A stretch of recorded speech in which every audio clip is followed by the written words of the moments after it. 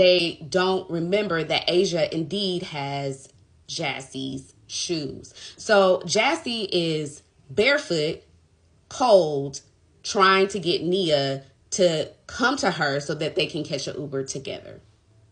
Nia eventually wakes up to an empty apartment and cannot locate Jassy. She figures she would be home, but she's not picking up the phone.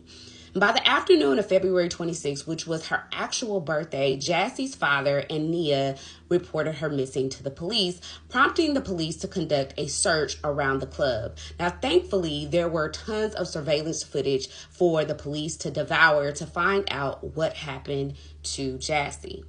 When police looked at the CCTV footage, they did locate Jassy. She was alone, barefoot, on the sidewalk, and there was an idle car that was presumably a Uber. She tries to get the Uber's attention and even gets into the car, but the Uber says, "I'm trying to take people who are requesting an XL car ride." He refuses her and actually pushes her onto the sidewalk.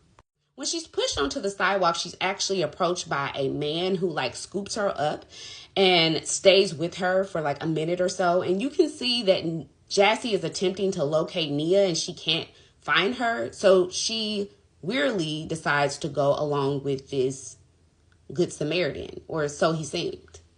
She left with this guy. His name was Louis D. Coleman III. He was 32 years old at the time and was originally from California. He recently moved to Providence, Rhode Island for a job. He had a background in physics and was currently working in an electrical engineering lab. He seemed very ordinary. Louis appeared to lead a very comfortable life. He also was at Club Venue in the early morning of February 24th. He arrived at 1 a.m. and he met a woman named Lorna. They appeared to hit it off, and by the end of the night, they were both captured heading to the bathroom together.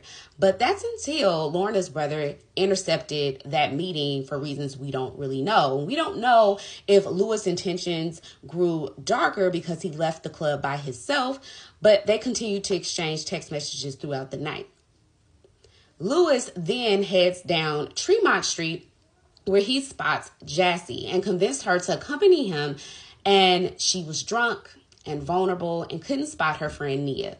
He walked with her, even offered her a piggyback before they got into his car because, she was barefoot.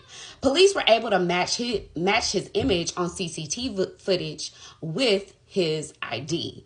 And this is how the tracking of Louis began.